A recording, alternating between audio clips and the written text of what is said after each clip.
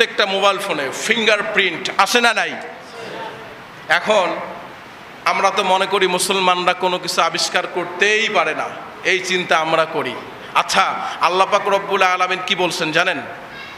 আল্লাহ পাক বলছেন, তোমরা যখন মরে যাবে, লাশটা বাঘ যদি খেয়ে ফেলে, পুড়ে যায়, যদি মাটির নিচে পচে যায়, আল্লাহ পাক রব্বুল আলামিন ওই অবস্থায় যত কোটি বছর আগেই মারা যাক না কেন, ওই মানুষটাকে হাতের রেখা যেমন ছিল ওই অবস্থায় আল্লাহ পাক রব্বুল আলামিন আবার দাঁড় করাবেন। সুবহানাল্লাহ।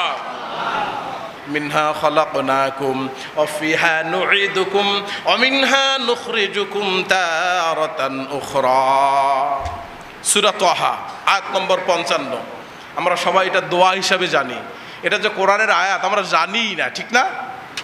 আল্লাহ পাক বলছেন, যখন তোমরা উঠবে, আমি তোমাদেরকে যখন উঠাবো, আঙ্গুলের যে রেখাগুলি আছে, বিজ্ঞানের ভাষায় ফিঙ্গারপ্রিন্ট, এই ফিঙ্গারপ্রিন্ট সহ অগ্রভাগের যে রেখা আছে, এই রেখা সহকারে যেমন ছিল ওই অবস্থায় আমি তোমাকে তুলব। সুবহানাল্লাহ। মুসলমানদের এত এত আবিষ্কার আছে আমরা জানি না। আমি যদি বলি এই ফিঙ্গারপ্রিন্ট মজার তথ্য মুসলমান বিজ্ঞানী আবিষ্কার করেছেন, বিশ্বাস করবেন? বিশ্বাস করবেন? যদি বলি যে এই ফিঙ্গারপ্রিন্ট শুধু মুসলমান আবিষ্কার করেছে তা না, বাংলাদেশের একজন মানুষ আবিষ্কার করেছে, বিশ্বাস করবেন? এখন মনে মনে চিন্তা করতেছে অনেকে, হুজুর মাইকটা হাতে পায়া যা মনে চায় তাই বলতেছেন। না ভাই, বিষয়টা এমন না। এই ফিঙ্গারপ্রিন্টের আবিষ্কারক আমাদের বাংলাদেশের খুলনা জেলার ফুলতলা গ্রামের কাজী আজিজুল ইসলাম। সুবহানাল্লাহ বলেন। এই আবিষ্কারটা ছিল জয়েন্ট ভেঞ্চার, অর্থাৎ কাজী আজিজুল হক আর তার সাথে ছিল হেমচন্দ্র বসু। এই দুইজন মিলে 7 বছর সাদা পৃষ্ঠার মধ্যে, তখন বেঙ্গল পুলিশ ছিল, আর বেঙ্গল পুলিশের আইজি ছিল তখন এডওয়ার্ড রিচার্ড হেনরি, তখন ছিল আইজি। কাজী আজিজুল হক এত তুখর মেধার ছিল, সে এবং হেমচন্দ্র বসু দুইজন সাদা পৃষ্ঠার মধ্যে 7 বছর মানুষের আঙ্গুলের ছাপ নিয়েছেন। নেওয়ার পরে 10 বছর এটাকে রিসার্চ করেছে।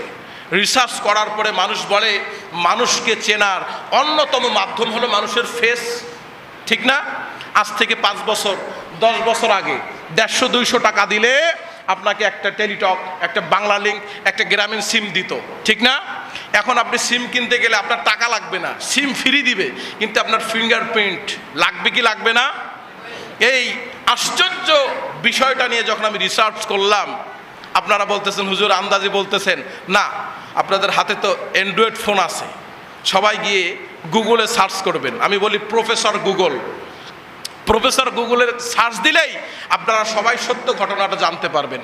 কাজী আজিজুল হক 10 বছর রিসার্চ করার পর মানুষের সামনে উপস্থাপন করলো, মানুষের চেহারা এক হতে পারে, মানুষের চোখ এক হতে পারে, দাঁত এক হতে পারে, বিভিন্ন অর্গানগুলি এক হতে পারে, বডি স্ট্রাকচার এক হতে পারে, কিন্তু একজন মানুষের হাতের ফিঙ্গারপ্রিন্টের সাথে আর একজন মানুষের ফিঙ্গারপ্রিন্ট কিয়ামত পর্যন্ত মিলবে না। সুবহানাল্লাহ।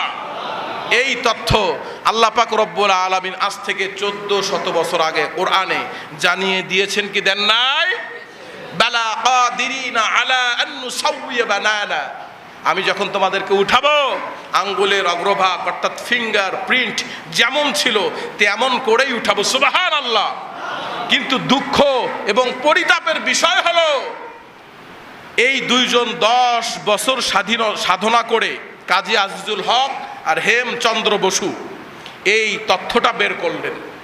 আর এই যে বেঙ্গল পুলিশ অর্থাৎ ব্রিটিশের যে আইজি ছিল বেঙ্গল পুলিশে খুলনা রেঞ্জের মধ্যে, এডওয়ার্ড রিচার্ড হেনরি, সে রাতারাতি এই তথ্যগুলি চুরি করলো।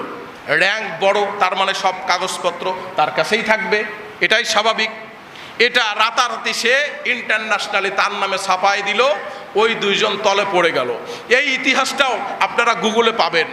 আসলে আমি তো বলি যে ব্রিটিশদের কালচার আজকে থেকে না, তাদের যখন জন্ম হয়েছে তাদের কাজ হলো পরের ধনের মধ্যে পোদ্দারি করা, ঠিক কি না? আপনারা জানলে আরো খুশি হবেন।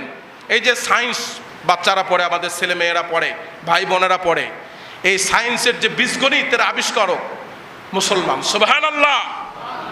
মুসলমান যেদিন থেকে কোরআন রিসার্চ করেছে, মুসলমান কোরআন থেকে নানান রকম তথ্য আবিষ্কার করতে পেরেছে, সুবহানাল্লাহ। মুসলমান যেদিন থেকে কোরআন রিসার্চ করা বন্ধ করেছে, মুসলমান যেদিন থেকে এই কোরআনকে তাবিজ আর ওই তালাকের মাসলা খোঁজা শুরু করেছে, সেই দিন থেকে কপালে আগুন ধরেছে, সব আবিষ্কার বন্ধ হয়েছে। কথা বলেন ঠিক কিনা? এই ব্রিটিশরা বাংলাদেশে আসছে, আসার পরে তারা বাংলাদেশের যত কিছু আছে সব কিছু চুরি করে নিয়ে যে বিশ্বের নানান জায়গা থেকে চুরি করে তাদের দেশটাকে সমৃদ্ধ আর উন্নত বানিয়েছে। আমি বলি ব্রিটিশ চোররা ভালো আছে, কিন্তু বাংলাদেশের এমন চোর আছে যে বাংলাদেশের তলা ফুটো করে বাংলাদেশটাকে দেউলিয়া করে কানাডায় বেগমপাড়ায় গিয়ে বাড়ি বানায়। এদের চাইতে ব্রিটিশরা হাজার গুণে কোটি গুণে ভালো কি ভালো না বলেন আপনারা? ওরা বাহির থেকে চুরি চামারি করে হলেও নিজের দেশটাকে সমৃদ্ধ আর উন্নতির শিখরে নিয়ে গেছে। ব্রিটিশ মিউজিয়ামে আজকে ওই যে কিছুদিন আগে রানী এলিজাবেথ মারা গেছে না, তার মাথায় যে কোহিনূর ছিল এটা হলো ভারতবর্ষের। এখনো ভারত বলতেছে যে আমাদের এই কোহিনূরটা আপনারা ফেরত দেন, কিন্তু তারা ফেরত দেয় না। এখান থেকে ওখান থেকে চিপায় চাপায় বাংলাদেশ, ভারত, পাকিস্তান, তখন তো এক ছিল, বাংলাদেশ পাকিস্তান ভারত আলাদা ছিল না। এই সম্পদগুলি, অর্নামেন্টসগুলি, এই অর্গানগুলি, দামি দামি অর্গানগুলি, তারপরে এই জুয়েলারিগুলি, অ্যাস্ট্রোলজিগুলি সবগুলি চুরি করে তাদের মিউজিয়ামের মধ্যে তারা সাজিয়ে রেখেছে। যাই হোক, আল্লাহ পাক রব্বুল আলামিন আমাদেরকে সকলকে বোঝার তৌফিক দান করুক। দেশের ভালোবাসা সবার আগে। দেশকে যে জাতি যত ভালোবাসবে সে জাতি তত উন্নত শিখরে চলে যাবে, তত উন্নত হবে, ঠিক কি না? আমার মূল টপিক ছিল অহংকার করা যাবে না। একজন হিংসা কেমন করে? ও বড় হইছে কেন, ও এটা করছে কেন, ও ওটা করছে কেন, ওর স্ত্রী সুন্দর কেন, এই নিয়েও হিংসা করে। এই হিংসা করা যাবে? হিংসা করলেন তো আপনি আল্লাহ পাক রব্বুল আলামিন বন্টন নীতিতে নারাজ থাকলেন। অহংকার করলেন, যে অহংকার করলো আল্লাহ পাক রব্বুল আলামিনের হাবিব বলে সেজন্য আল্লাহর শরীরে চাদর ধরে টানলো, নাউজুবিল্লাহ। হিংসা এবং অহংকার মুক্ত জীবন যেমন আমরা যাপন করতে পারি, আল্লাহ আমাদের তৌফিক দান করুক। হাযা মা ইনদি ওয়াল ইলমু ইনদাল্লাহ আলাইহি তাওয়াক্কালতু ওয়া ইলাইহি উনীব।